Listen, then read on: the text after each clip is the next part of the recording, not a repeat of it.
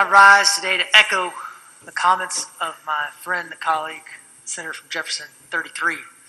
I also very much appreciate the comments from the Senator from Greene and the work he's doing, legislation he has proposed, of which I am already a co-sponsor. Senator from Jefferson 33 said something. I want to discuss my feelings on the events of the last week as well. I agree. I was sick. When last week we saw domestic terrorists attack the United States Capitol to stop the certification of a fair and valid election, and they did so at the urging of the President of the United States. Just a few minutes ago, in a bipartisan vote, the House of Representatives voted to impeach the President for his role. Marine Corps General James Mattis, the former Secretary of Defense, was so appalled by the spectacle in Washington that he broke his silence. He pledged when he left the Trump administration. He chose this week to insist, as he put it, quote, that we live up to our values as people and our values as a nation. As a widely respected Marine leader, he concluded, Donald Trump is the first president in my lifetime who does not try to unite the American people, doesn't even pretend to try. Instead, he tries to divide us. But we can unite without him, drawing on the strengths inherent in our civil society. This will not be easy, as the past few days have shown, but we owe it to our fellow citizens, to past generations that bled to defend our promise.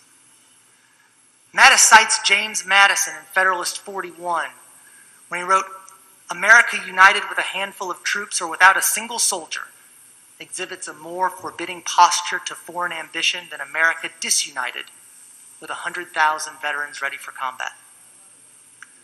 I agree with General Mattis when he says we need to unite around a common purpose, and it starts by guaranteeing that all of us are equal before the law. As for me, I honor those who have bled and died and served in uniform, put themselves in harm's way, and defended the American promise, including my big brother,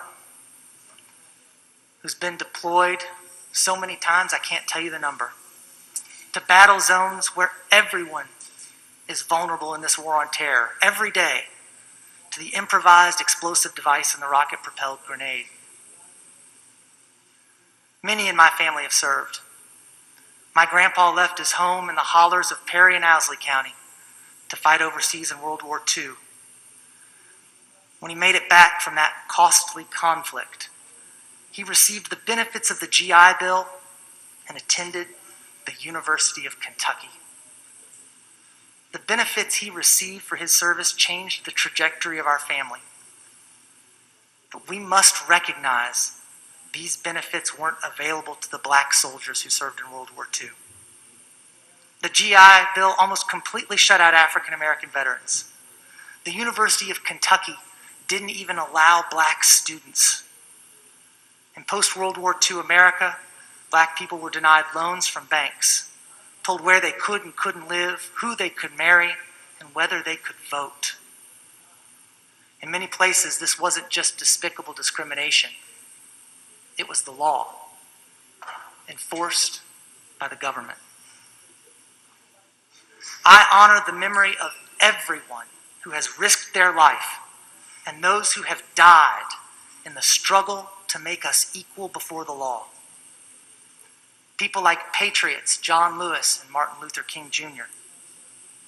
People like the 4 little girls in a bombed Birmingham church who died because the congregation included patriots who thought black and white kids should be able to go to school together. People like 3 patriotic young men, Schwerner, Cheney, and Goodman, whose burned bodies ended up in an earthen dam in Neshoba County, Mississippi, because they tried to register black people for the most fundamental right of citizenship, the right to vote.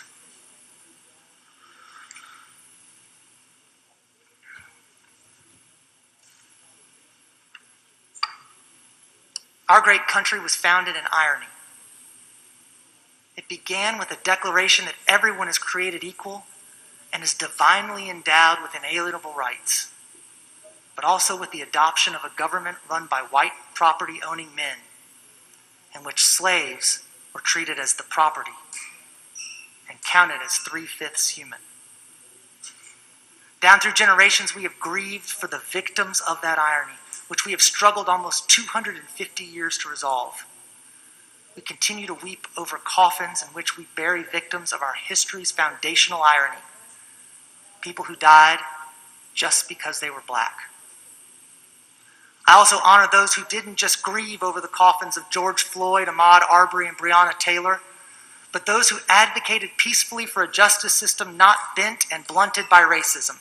And yes, I honor the members of the University of Kentucky basketball team and their coach for peacefully and justifiably calling attention to the fact that the protection of the flag is still denied to some. Now was the right time. When you look at our history, from slavery to lynchings, from Jim Crow to the Tuskegee experiments, from Greenwood to Wilmington, when you see legal and systemic discrimination, the impact of which we still feel and see today, it's amazing that these athletes are merely asking for unity and respect, not unrest and revenge. There is no comparison between their protest and the armed insurrection we saw at the Capitol. Words alone will not dissolve the tragic paradox that darkens the American story, but an enlightened stewardship can change the narrative. We are the stewards of our founders' most important promise. We in this body must be the agents of change. We owe that much to past generations who bled to defend the promise of equal justice before the law. Much has now been written about things that were said here in this chamber by people who were not in this chamber and don't follow what we do on a daily basis. I'd like to take this moment to add necessary context. First, make no mistake about it, the senator from Clay is my friend. This does not mean we agree on every issue or even how to resolve them. But I know he cares not just about the problems in his own district, but the plight of people across the Commonwealth.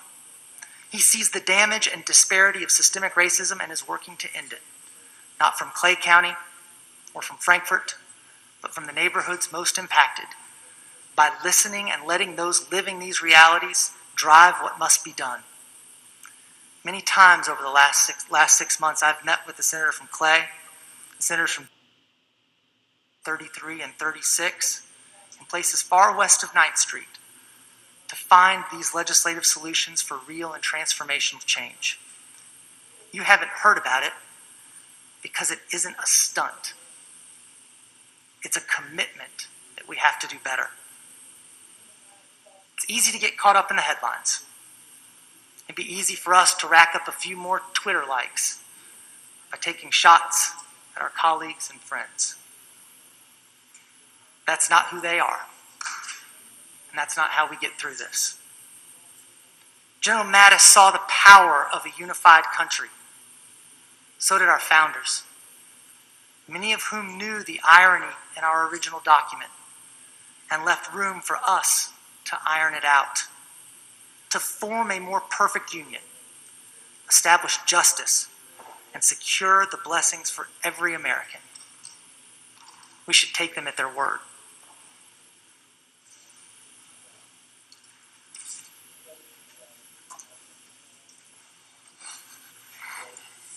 Any other member seeking recognition? Still in the order of business of motions, petitions, and communications, are there any procedural things we need to do at this time? Senator from Scott. Mr. President, I've been informed that the House has voted to not concur on the budget bills, and we're awaiting delivery here. Once the House clerk delivers those bills to us, I believe we can move pretty quickly through the process with everyone's cooperation and be out of here fairly